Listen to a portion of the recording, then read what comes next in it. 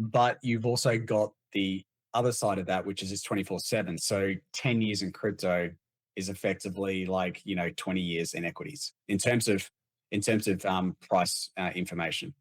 But it still is compressed within the traditional world, because when you're trying to find correlations with traditional assets or the way the traditional world works, like global liquidity, like correlations with the S&P and whatnot, then you have to sort of, discard that and find the correlations with markets that are only open.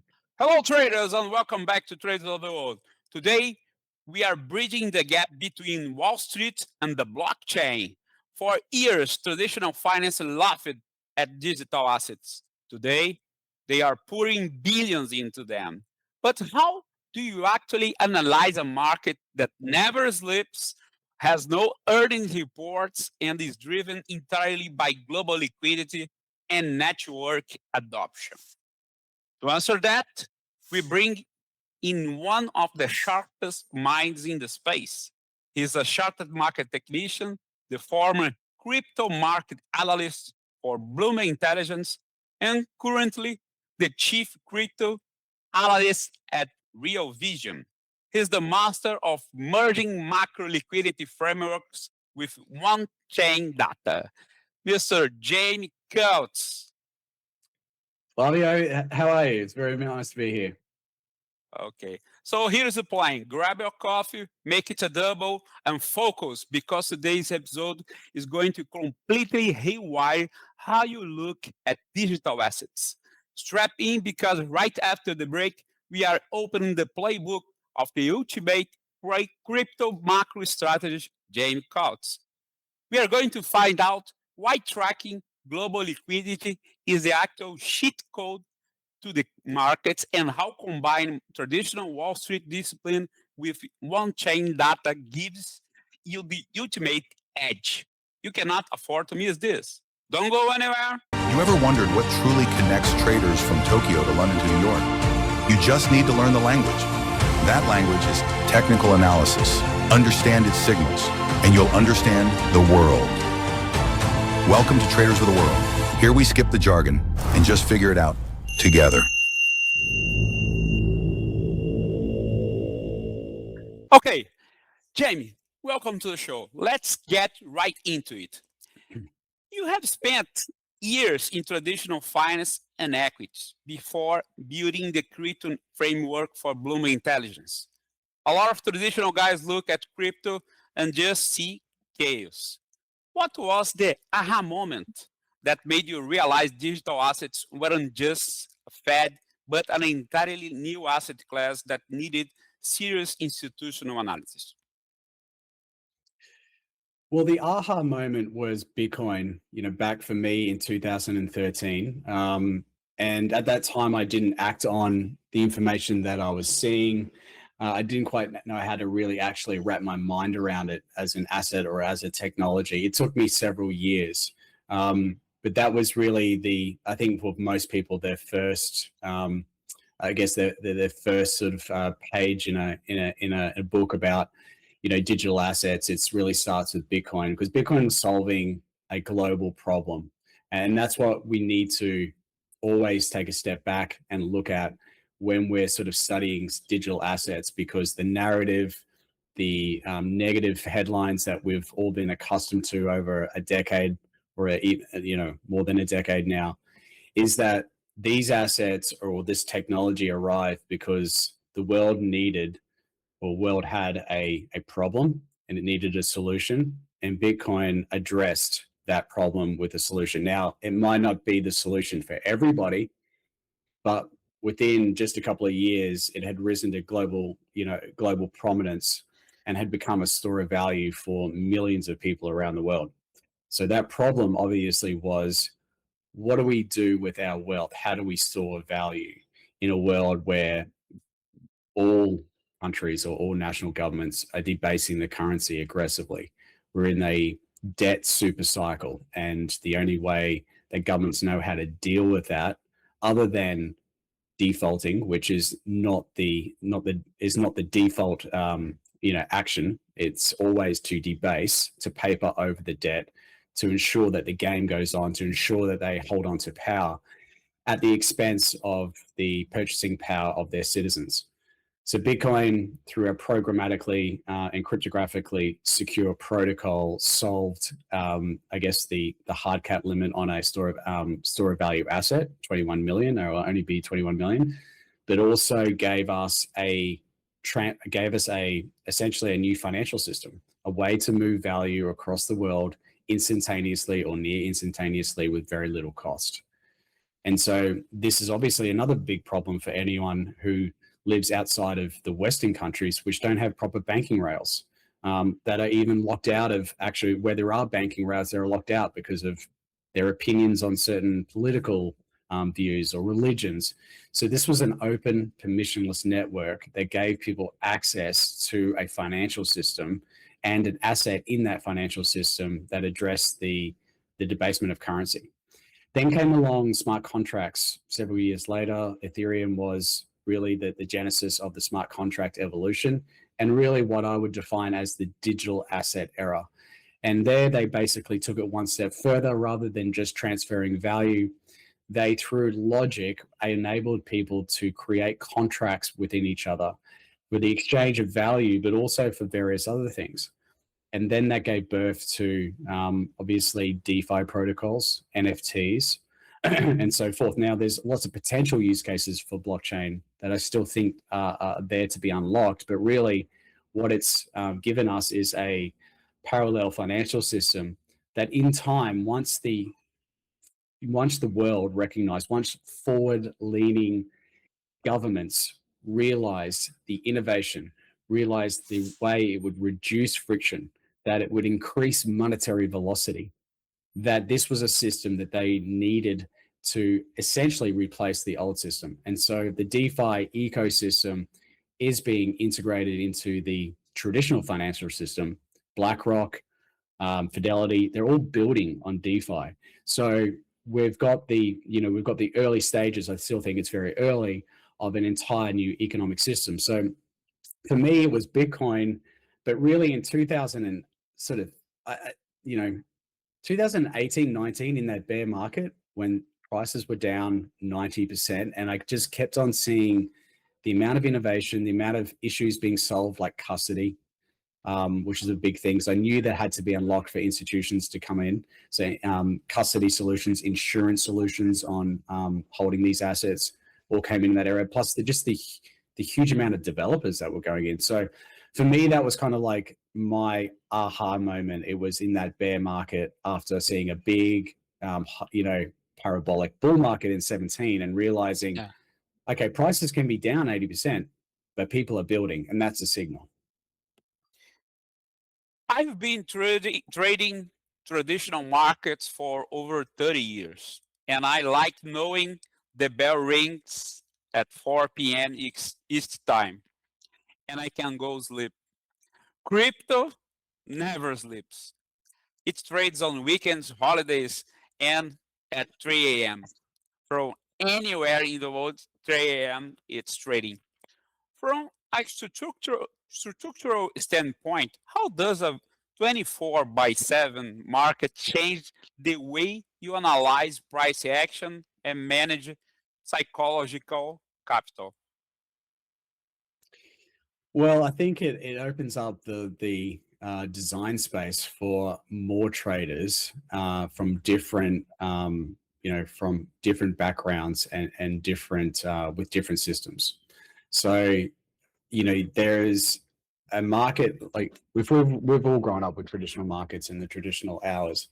When you look at crypto and the ability for it to trade 24/7, then obviously you get more global participation. And that is why the volumes in the crypto market at times have matched traditional markets. And if you look at, for an asset class that's only worth 2 trillion, maybe global stocks are 30 trillion, 50 trillion at this stage, total trading volume on crypto, whether it's in the centralized exchanges or in the DeFi ecosystem, matches many of the top 10 global commodity and equity exchanges, including yours there in Brazil, Bovespa. So the velocity and the activity inside the asset class in terms of like the turnover is incredibly high. So what does it do is it tracks, it's very volatile, obviously. It's a new asset class. There's a lack of understanding of what the fundamentals are. There's also a lot of chicanery as well. That creates volatility, that creates opportunity. The ability to trade 24/7 means that you can open a position and close it in, and I can close it in your hours of the day, whereas, you know, traditional markets would have to wait for the market to reopen the next day. It changes, one of the curse of crypto, I say, is the short history. Like when I'm looking at backtests, when I'm looking at correlations, I've only got a 10-year or a 12-year period really to work with, which I define as where sort of the best or when reliable pricing sort of started. But you've also got the other side of that, which is it's 24/7. So 10 years in crypto is effectively like, you know, 20 years in equities in terms of price information. But it still is compressed within the traditional world, because when you're trying to find correlations with traditional assets or the way the traditional world works, like global liquidity, like correlations with the S&P and whatnot, then you have to sort of, you know, discard that and find the correlations with markets that are only open, you know, half the time or 1/3 of the time. So there's, you know, it's a double-edged sword. So I mean, the asset class is suitable for everyone, provided they've got the right risk management, whether you're trading ultra high frequency or whether you're trading monthly candles. It's all there for everyone. So, yeah. Your core framework relies heavily on global liquidity, as you said. You have shown time and time again that Bitcoin isn't just an inflation hedge, it's a liquidity sponge. For our listeners who are just drawing lines in a chart, explain why monitoring central bank balance sheets and global M2 is the actual cheat code for traditional digital assets, please. Well, it's a very important element into understanding how all risk assets move. So it's not just Bitcoin, although Bitcoin and crypto is the most liquidity sensitive asset class there is. You can just look at the correlations and do the regressions, and that's statistically true. But it's also true for other asset classes, equities, but it's especially high beta or technology asset classes. So if you look at like the index, like the NASDAQ, it has a much higher correlation to total global liquidity than the S&P does. And then Bitcoin and crypto is sort of one rung higher than that. And the theory there is that these are, you know, when you look at technology, it's mainly network adoption or network technologies, right? So whether it's social media, whether it's cloud companies now, whether it's AI, it's the network effects which drive their value. And as liquidity increases, that extra marginal unit of currency that is created in the system tries to find the best returns. And the best returns are found in assets or instruments that are growing at an exponential rate. And that exponential rate can only be achieved through real network effects. Going back to sort of Metcalfe's law, which was the theory that was developed in the 80s to understand telecommunications companies, but it's worked really quite well in modeling every technology thereafter, including blockchains. So global liquidity is a critical element to understand. Now, it's not static though. By looking at just one measure of liquidity, you can get I guess, distracted, or you're not really seeing the entire picture. Global liquidity, for really since Bitcoin's existence, was primarily driven through the central banks, right? Central banks' quantitative easing programs from most Western governments and Japan and also in China drove financial assets. It didn't really do a lot for the real economy, but it certainly goosed asset prices.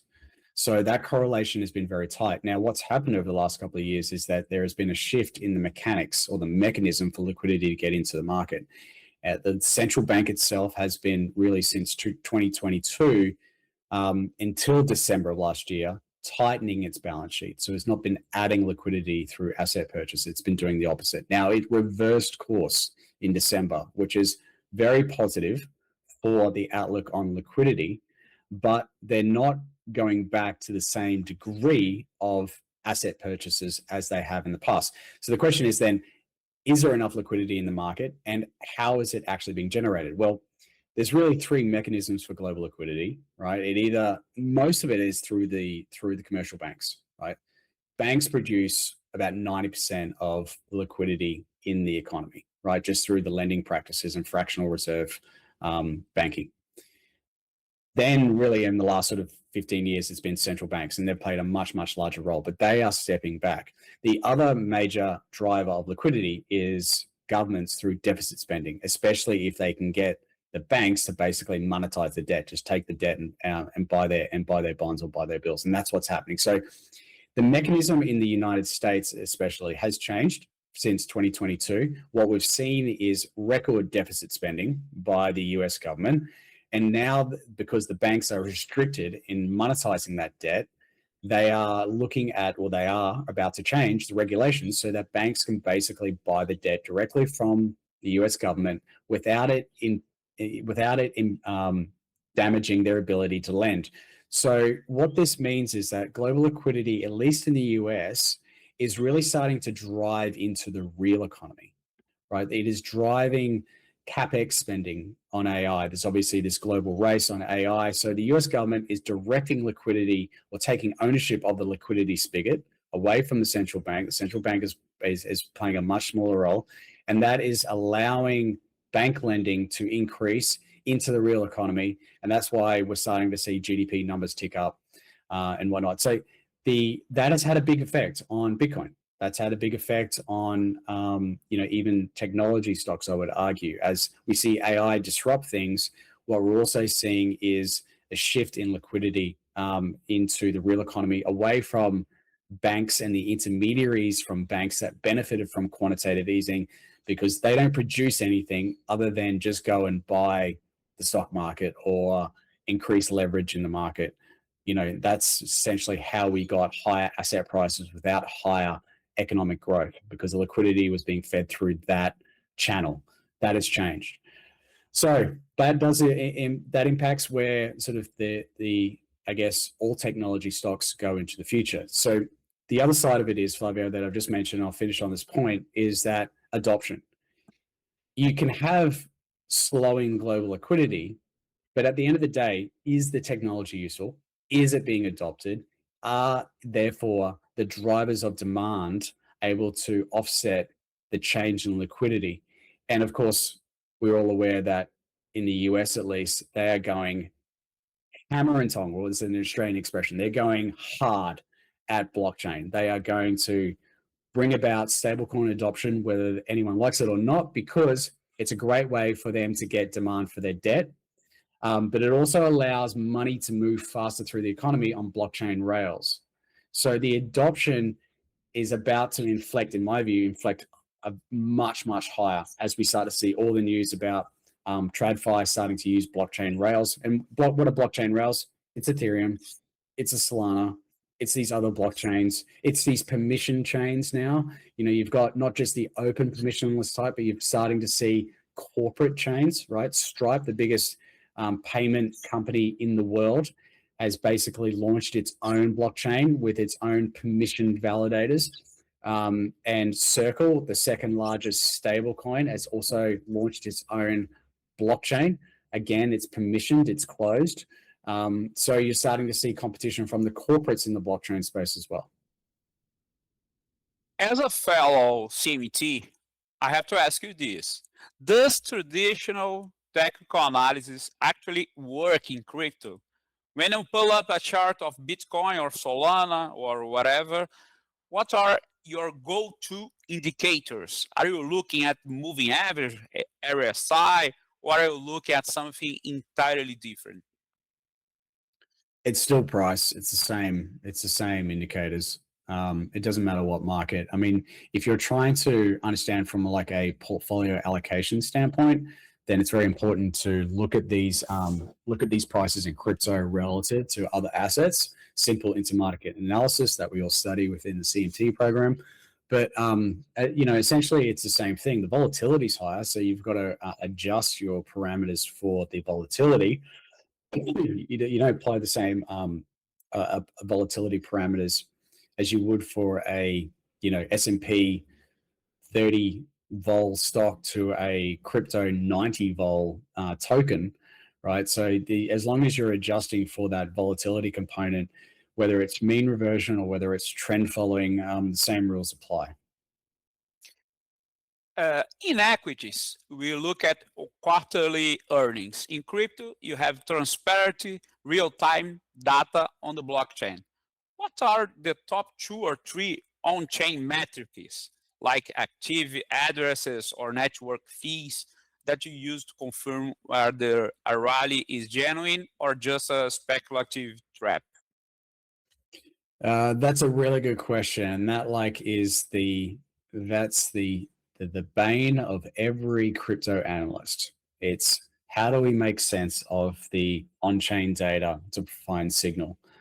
I think there's a lot of signal in wallet addresses and wallet movements if you are a short-term trader.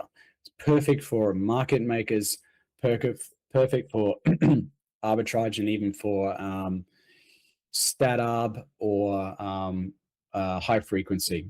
That's not my area of expertise. I operate on a daily and a weekly chart.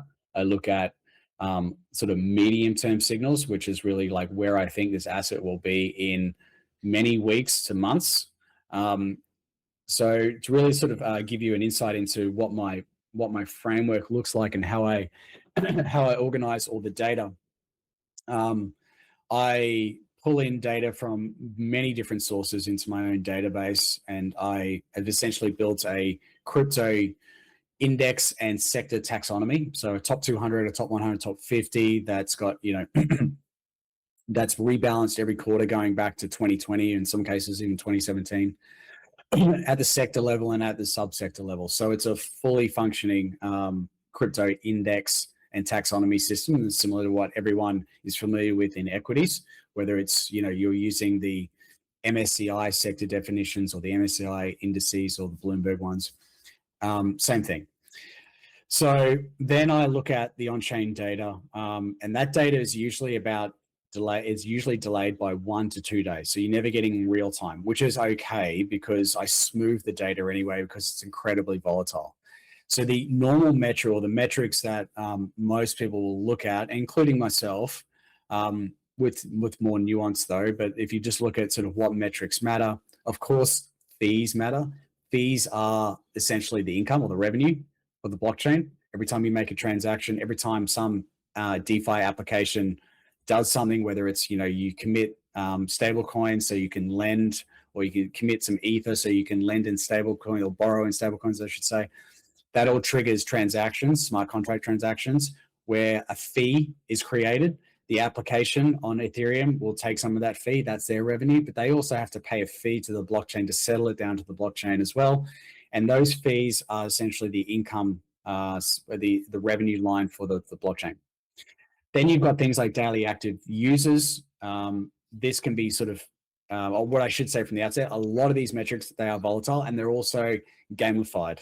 So some of these metrics in isolation are not reliable, but used in a triangulated sense, you get a much better sense of whether activity is real and whether it's meaningful. So fees, daily active addresses. I like to look at transaction settlement volume. So how much money is being settled, how much the applications on a blockchain are actually generating as well, because that shows me network effects. And then I sort of distill them down and look at the regressions and find which metrics have signal. Now, the problem here, the real insight is for anyone who's aspiring to look at on-chain data for crypto analysis, is that a lot of the metrics are completely reflexive to price. For example, TVL has got one of the highest correlations to blockchain prices. And the reason for that is that TVL represents the amount of assets that have been locked onto the blockchain that have been used for things, whether it's liquidity pools for trading or whether it's for as collateral for borrow lend protocols. The problem is that a lot of, like on Ethereum, a lot of the TVL is Ethereum. So if Ethereum goes up in price, for whatever reason, the TVL goes up in price. So when people look at these numbers, including fees, the fees are paid on a blockchain in the native token, so Ethereum. So if Ethereum goes up and the fees from yesterday are the same as today, but Ethereum's gone up 10%, well, fees have gone up 10%. So that's not a true indication of increase in activity. It's an indication of increase in speculation on the price. So you have to disentangle a lot of these metrics to find the signal, and that's what I do for a living. I find it like incredibly intellectually stimulating and fascinating, but it's pretty tricky. But there's definitely signal there. And so what I would just say to finalize the point is that you can look at these speculative metrics. Of course, if they're starting to really spike, then you've got confirmation in some degree on the blockchain, but it doesn't give you a sense of durability. What's really durable is this blockchain gaining network effects? And the way you measure that is through the less or non-monetary metrics. How many apps are building on it? How many apps that are generating fees that are building on Ethereum, right? If Ethereum is going through a bear market, but the number of apps that are coming on and building businesses on Ethereum is increasing, then network effects are increasing. And going back to Metcalfe's law, that's a sign of structural demand that the other metrics, which are very reflexive to price, don't tell you. A Trader Brasil comemora 25 anos e quem ganha é você.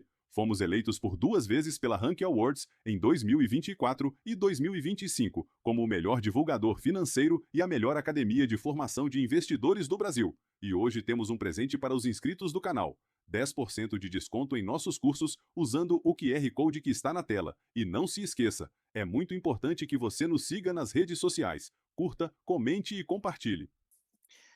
Looking at the landscape right now, we have Ethereum as the established giant and Solana pushing massive speed and retail adoption. How do you evaluate layer 1 blockchains against each other?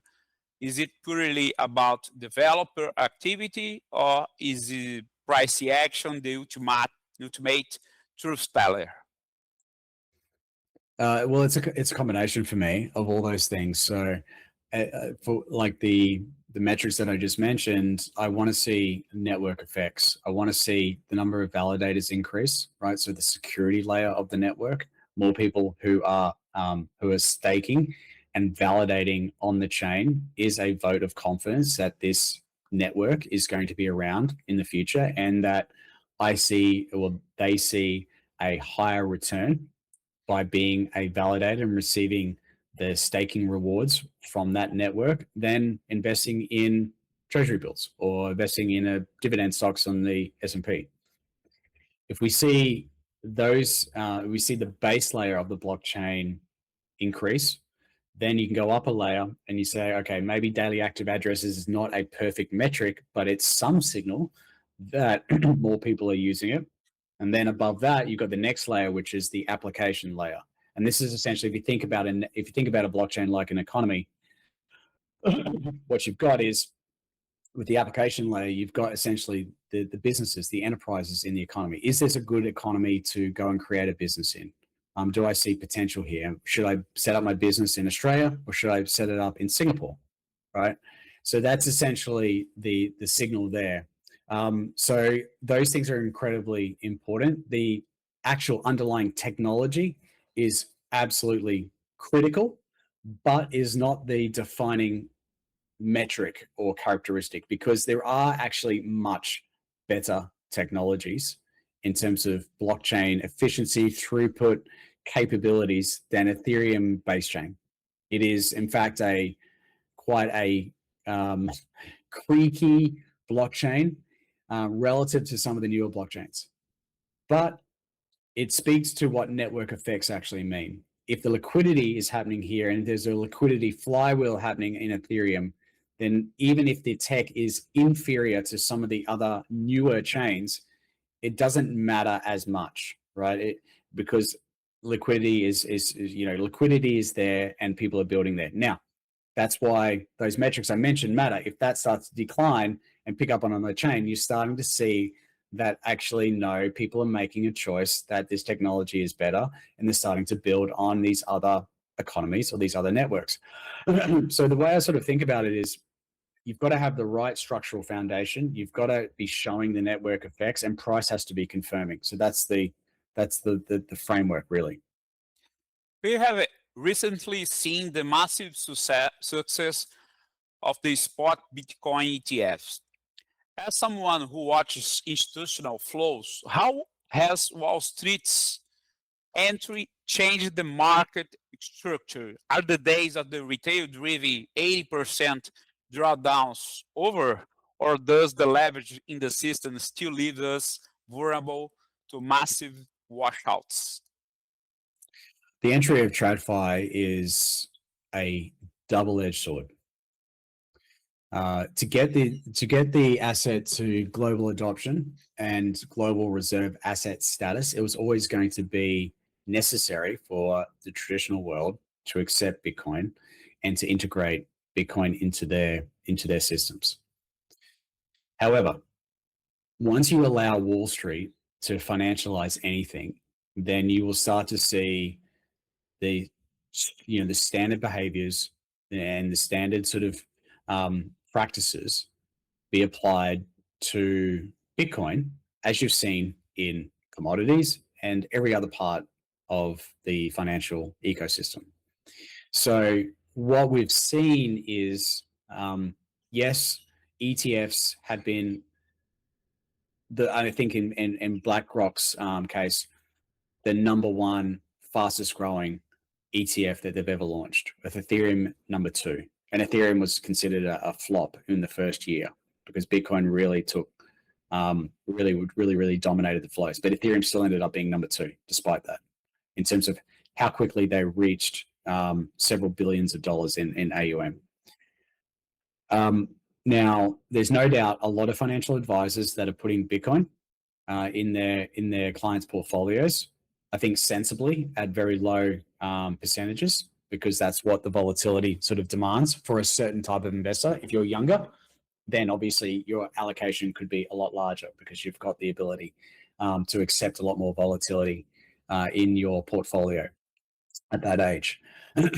But what we've also seen is the entrance of a lot of hedge funds and now a lot of private banks that are creating structured products around Bitcoin that are designed to essentially give their clients or their customers Bitcoin up, well, limited Bitcoin upside or limited Bitcoin downside with an income yield.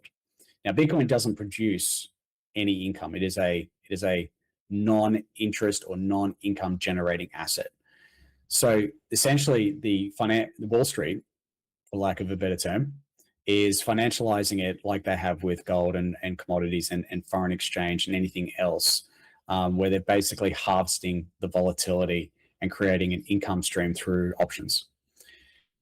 Now, the decline in Bitcoin's volatility has been seen in many quarters as like a growing acceptance and maturation. That's true. I always believe that that would happen as well, but it's also been amplified by the amount of public call writing and these structured products that have been created in the last sort of 12 months by Wall Street institutions.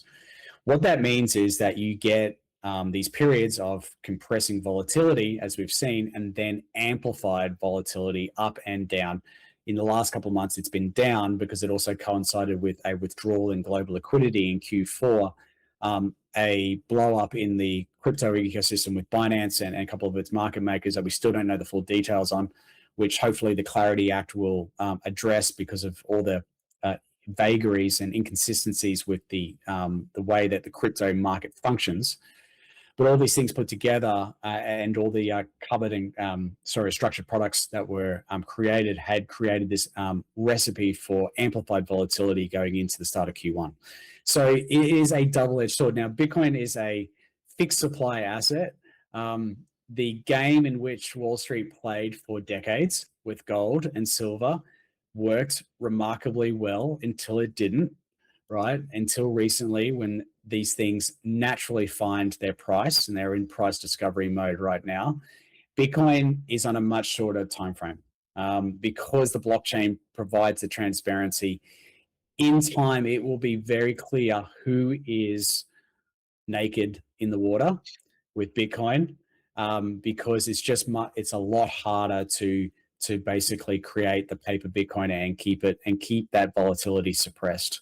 So double-edged sword. Be careful what you wish for. Everyone wanted TradFi to come in. I certainly did, but I was also warning from the outset that this is the sort of games that would be played, but it's not the kind of asset which the games can be played for as long as they have in other instances. So we'll have to wait and see. Yeah, let's see. Everyone in crypto talks about altcoin season, the phase where Bitcoin consolidates and smaller coins go up 1,000%. Based on your current liquidity models, is the traditional cycle broken, or does capital still rotate the same way it did in 2017 and 2021? Yeah, well, look, I mean, because I'm a CMT, I've created a bunch of crypto breadth indices. So obviously I have my own indices, but I have created breadth indicators as well. So the cumulative advanced decline line, number of assets trading above 200 moving day average, new highs, new lows. I have a dashboard. Indicators are a lot of breadth indicators. Low breadth indicators. Now, the one that I've been showing for ages is the advanced decline line. And maybe if I share it with you after this, we can put it maybe we can flash it on the screen for people to see at home. But essentially, if you look at the advanced decline line, then crypto, the crypto asset class, has been in a structural bear market since 2021. Right. So when, through this cycle, which I would argue ended in October because we're in a bear market at the moment, we never saw a meaningful reversal of the advanced decline line. So we all know what that means, right? So there's just been higher and higher concentration in the asset class into the large cap assets, which actually, some of the smart contract platforms, the large ones, actually outperform Bitcoin in this cycle, which people don't sort of recognize because they think it's all Bitcoin. So there was an alt season. It was in large cap alts with real network effects, real usage, and everything else is basically bleeding to zero. And because it's open source software, they won't disappear from screens. They'll just die. They'll die with value that could be hundreds of millions, but the hundreds of millions is basically it's a mirage. So what we're seeing is the sorting out of the technology into the winners and the vast amount of losers. So I still I believe in holding some of the other smart contract platforms as well as Bitcoin, because they are the new financial rails of the new economy. But I certainly wouldn't be going out the risk curve. So Jamie, take us inside the cockpit. Can you show us the advanced decline line or something like this? What does your daily process look like? When you sit down at your desk, what is the exact order of operations? Are you checking the dollar index first, or chain metrics, or go straight to the Bitcoin daily chart? If you want to show your charts, please, you're welcome. Look, so I'm showing you here a screen or essentially my crypto terminal. Okay. Now, I would actually start with my macro dashboard, which I don't have to hand because it's sitting on a different platform. Okay. The first thing I would check is what's happened in the dollar. Okay. Credit spreads, the move index on bonds, and rates to some degree. They're essentially the key macro indicators I'm looking at. I'm also now looking very, very closely, or more closely really for the last year, at what's happening within the NASDAQ in terms of sector rotation, and looking at dispersion metrics and also the VIX. when it comes to crypto, the wonders of Claude Code is that I have a incredibly rich database of crypto data that I have now been able to build a total, my own crypto analytics terminal on top of. And so this is what I essentially come in here and I check what is happening across the crypto market at any one point. I look at the top 200 and the top 50, look at the altcoins. I look at what is actually up over the night. And we can sort of see here broken down by the sectors and subsectors to see if there's any trends. And we can see that, in the last 24 hours, there's been some pretty decent moves in a couple of the DeFi protocols. And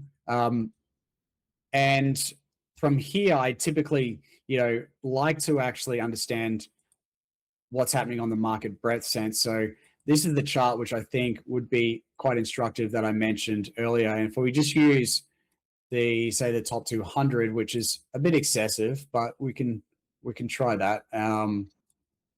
Then you'll see very clearly that 2021 was the end of the altcoin era, right? That was when 2021 was also the end of the QE era, where excess liquidity found itself into markets. And really the only game in town, or one of the few games in town back in 2021 when you were an investor in terms of like exponential technologies, was blockchain. AI was not, it was 2020, late 2020, well, was it 2022 or 23? I think it was 22 when ChatGPT 2.0 was launched, the first iteration.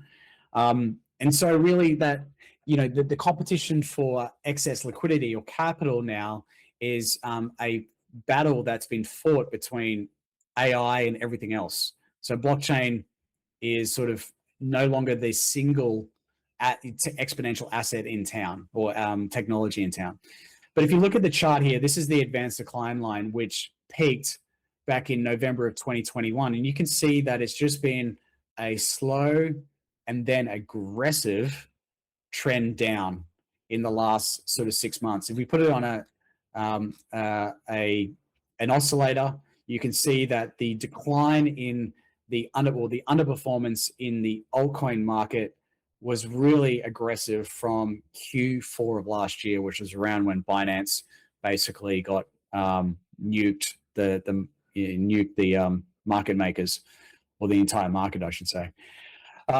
So that's very instructive. So as we were rising here in the top 200 index and making new highs in Q3 of last year, the advanced decline line was not confirming, right? So that's all you really need to know. So if you're holding crypto assets that are outside the top assets where there's visible usage, utility, fee generation, then I think it's a very slow bleed to zero. Building on this, crypto winters are brutal.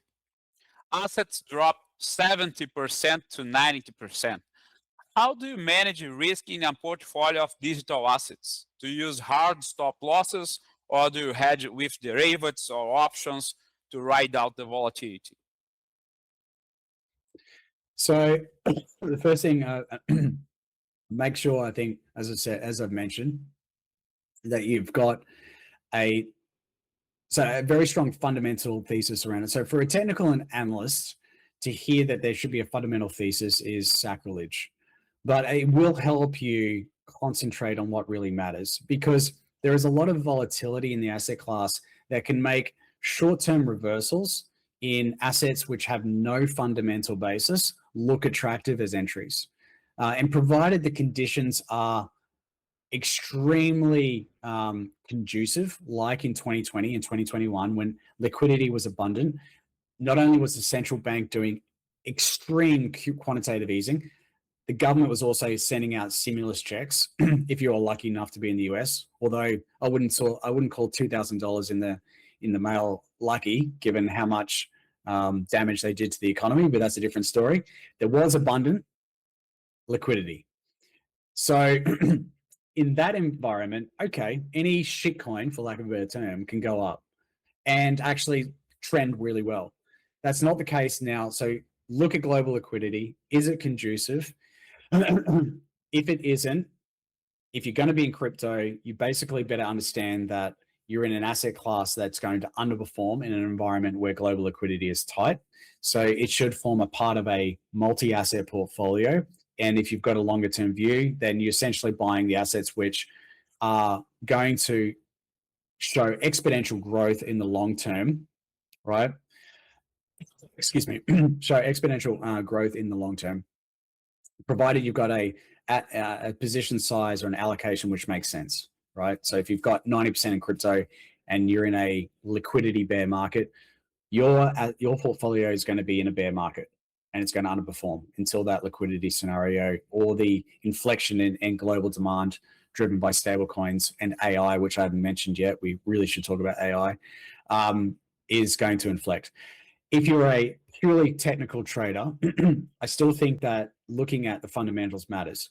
Where is the activity taking place? Okay, so that means that instead of looking at 200 assets, you drill down to 10, right? So that makes selection a lot easier.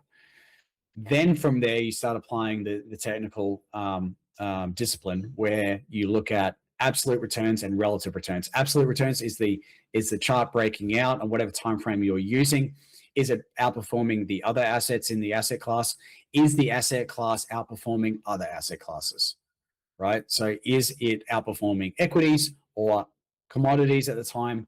And then from that filtering, you get a sense of like whether you should be allocated, what you should be allocated in, and how much you should be allocated. Jamie, this brings us to our signature closer. We ask this to every master who comes to the trades of the world. Looking back at your career, whether in traditional equities at Bloomberg or deep in the crypto trenches, first, what was your best trade or macro call? The one where your framework fired perfectly? And second, what was your worst trade or call, the one that humbled you the most?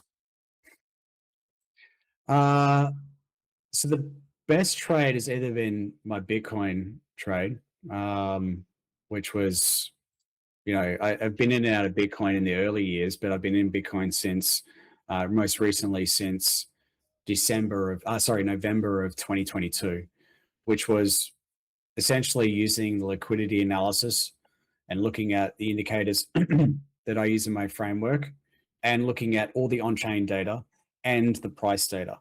We had capitulation in terms of derivatives, funding rates, liquidations. Then we had the RSI extremes. Then we had global liquidity actually bottom in terms of rate of change, which is a very subtle nuance that people sort of miss. It's very important that you look at the rate of change of global liquidity, not the level. And that was, a 6.5x from there. But I think the one actually the one trade which I still think is my best trade was really Japan 2008. So I was on the equity desk and I was using purely technicals at that point, right? And I started to see all the momentum divergences across the daily and the weekly charts on all global indices after the peaks of most equity markets in sort of October, November of 2007. Obviously, the news started to percolate about what was happening in the subprime market, but it was the momentum divergences leading into Q4 of 2007, and a signal of a breakdown through the neckline of a Head and Shoulders on the Nikkei. And 2008 for me was actually my best year. So, and the clients that I was advising did really well. And biggest trade was on Nintendo when that was the darling of the market. So that was a really good year. My worst trade was really 2009, 1 year later, when I failed to act on the bullish signals coming out of that bear market because my psychology was still very bear market orientated and I wasn't being disciplined in my use of technicals on the flip side of that move out. And obviously, before I fully appreciated what quantitative easing meant, We had all the quantitative, we had all the liquidity measures firing as well before people even really knew how to read them. But the technicals told you anyway. It didn't matter what liquidity was doing. The technicals told you in March, April that we were breaking out of that severe bear market. So that's what drove me to do the CMT program actually in 2012. And I went and studied with Van Tharp in America, the late great Van Tharp, I should say, may he rest in peace. And it was through the CMT that I got a much better handle on the discipline of technical analysis. So I've made plenty of stupid trades since then, but yeah, that was probably the biggest one. So for our audience who wants to learn more from you, where are the best places to find your work, your website, social media?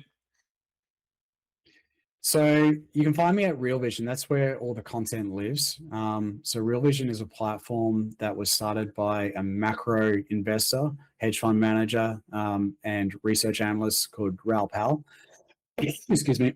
On the platform, you get my content and also Raoul's and also two other macro analysts as well who have a keen interest on crypto. So you get that blend of macro and crypto.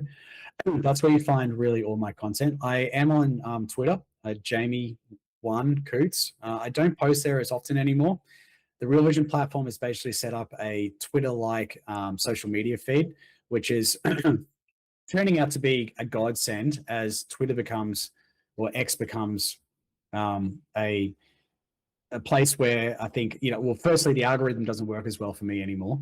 I can't seem to get all the FinTwit news and information and people that I follow as cleanly as it gets conflated with all this other stuff that the algorithm has presents. It's totally changed my experience with X, which is a bit sad. And essentially now in Real Vision, we have people just posting on financial markets. So it's a great place. You even come in as a new member on one of the lower tiers and just see that content. So I'm mainly there, but of course I am on X from every time to time, and I'm also on LinkedIn. Okay, Jamie, this has been an absolute crypto masterclass. You have given us the roadmap for how the smartest money in the room approaches the fastest growing asset class in the world. Merging macro liquidity with one chain and CMT discipline is truly the next frontier of analysis. For everyone listening, if you want to stay ahead of the curve, make sure you are following Jamie Coutts' work at Real Vision. Stopping gas and start tracking liquidity. So thank you very much, Jamie, for your masterclass. You're too kind. I appreciate you inviting me on, Flavio. You're doing great work, so thank you. That's a wrap for Traders of the World. Manage your risk, keep your eyes on the data, and we'll see you next time.